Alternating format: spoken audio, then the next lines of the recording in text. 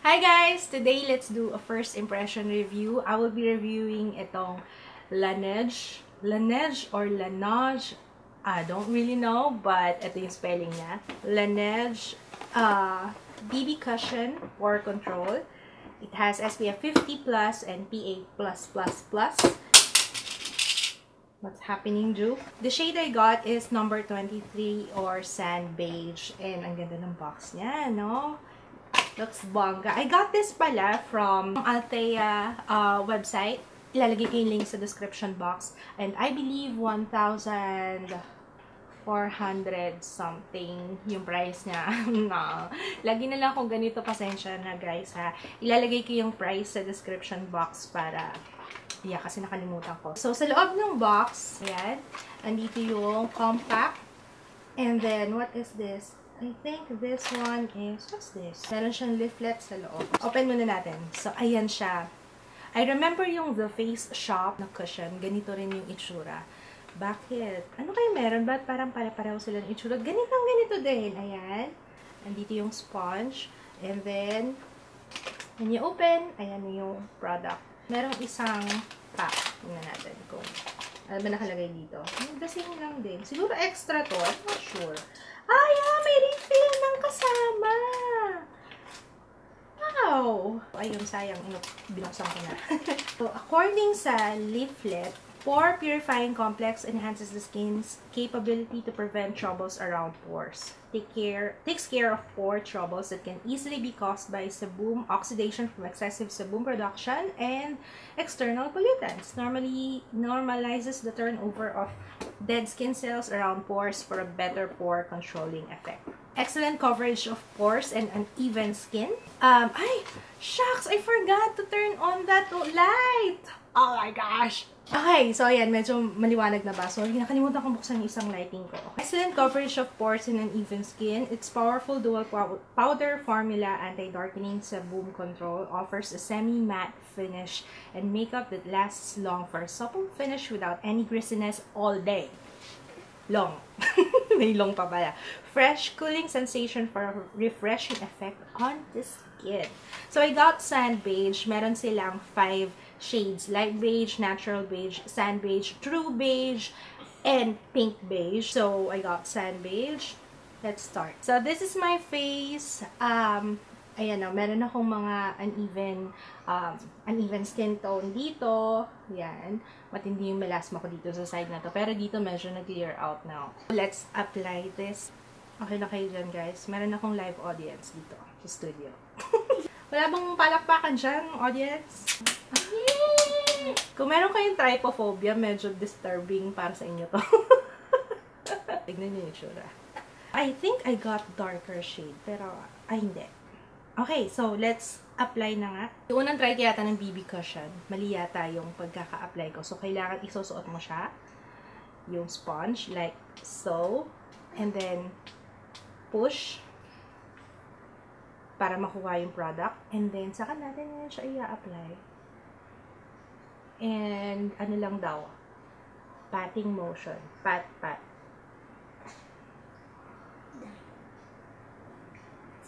In fairness ha, ang bango niya.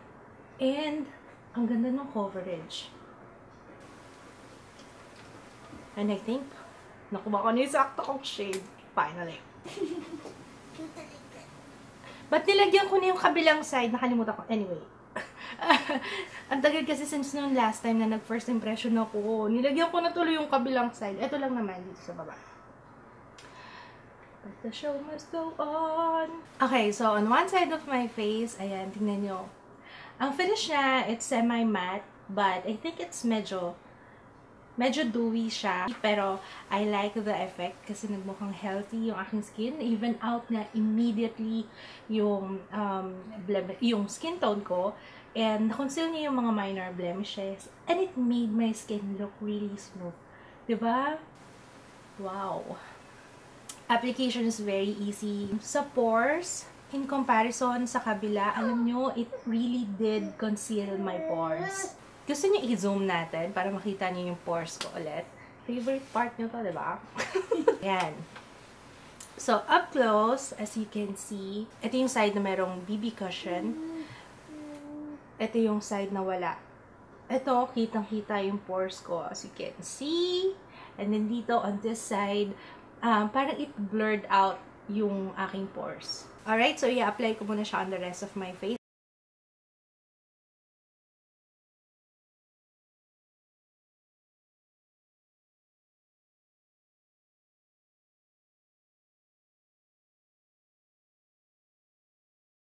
Right off the bat, wow, right off the bat. At nagustuhan ko siya.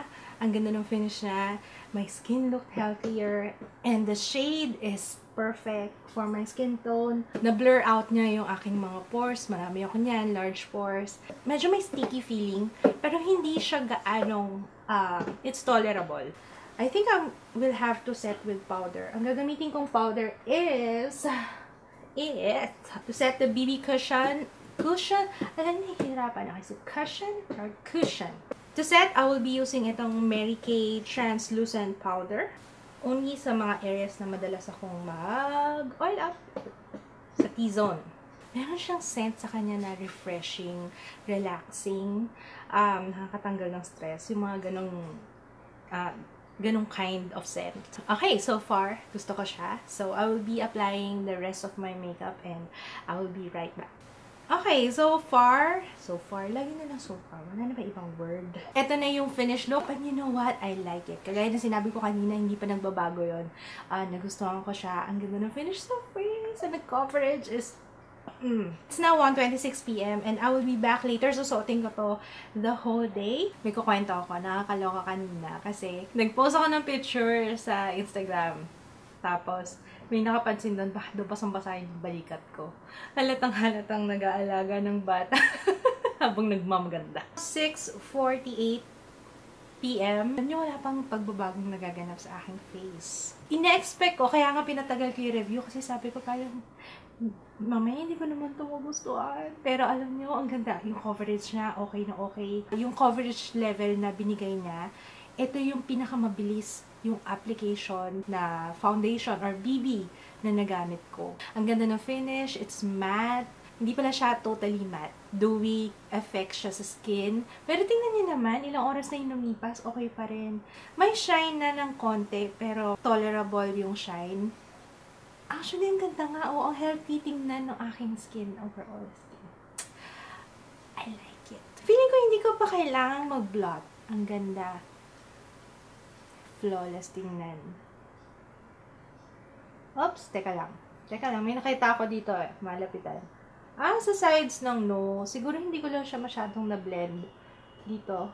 Kasi diba ganun-ganun lang yung gawa ko. Usually pag nag-apply ako ng foundation, brush yung ginagamit ko. So nabe-blend out kung mabuti lang dito. Pero, ayan. Ayun na. May na-discover na ako. May nakita kasi ako namumuo sa gilid ng ilong. So, ginanyan ko. So, ayan. Kapag nagalaw mo yung skin mo, kailangan hindi siya mahahawakan kasi pag nahawakan, natatanggal na yung product.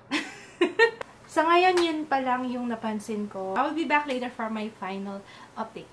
10:23 PM. I wasn't expecting na magtatagal siya ng ganito katagal. 10 hours, o mahigit 10 hours na siya sa face ko. Hindi ako nag-blot the whole day.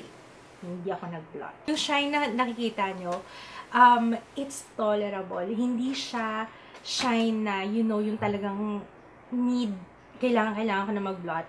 Although, shiny na yung face ko, yung feelings sa face, hindi siya ganun ka-bothering. It's still lightweight. Kanina hindi ko nasabi, it's lightweight pala. Para ka lang nag-apply ng face powder, ganun. Or two-way cake. I love how it made my skin look fresh.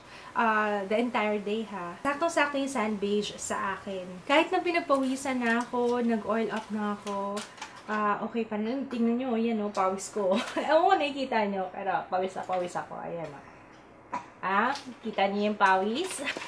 Diba? Okay pa rin siya. Tsaka ang ganda yung sa skin. I think I found a new love. Ang ganda-ganda nito. I love it. Bakit ngayon ko lang siya tinry? Hanggang ngayon, pa rin, blurred out pa rin yung aking pores. Pag hinawakan ko siya, parang nabubura. But, yun lang ang iwasan. Lalo na yung mga mahilig gumalaw ng ilong. Ako mahilig ako gumalaw ng ilong eh. Yun. Kapag galaw ka ng ilong mo, ayan o. natatanggal na siya sa skin. After siguro mga 6 na oras, doon siya nagsisimula. Kahit ganito na ako ka-shiny, kung hindi ko makikita yung sarili ko sa salamin, parang wala lang. Overall, I loved it.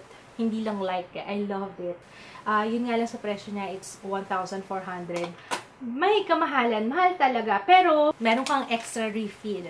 So, still, ano pa rin siya, goodbye pa rin. Goodbye. Good deal pa rin. Again, I got this from Althea website. Ilalagay ko yung link sa description box. It's currently on sale yata. If I'm not mistaken, nasa 20%. If you don't like buying online, meron ako nakitang Laneige dyan sa Robinsons, Manila. I'm not 100% sure if available itong particular cushion na na-feature ko ngayon, itong BB cushion. Again, ang aking shade is sand beige. I found a new love.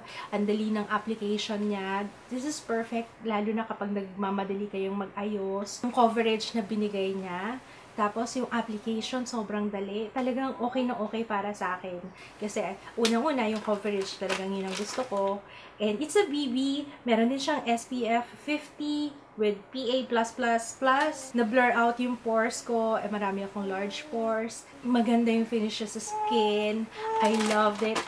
Fresh all day yung dating. Hindi ko pala siya na-check kung ano itsura niya with flash. So, let's do that. Okay siya with flash. Wala akong nakitang white cast. Actually, na-emphasize lang yung shine sa aking face. Yun lang. Maraming salamat sa panonood. Comment kayo sa baba if you have tried this already. Kung ano experience nyo with it. Thank you so much for watching. See you again on my next video. Bye! Bye!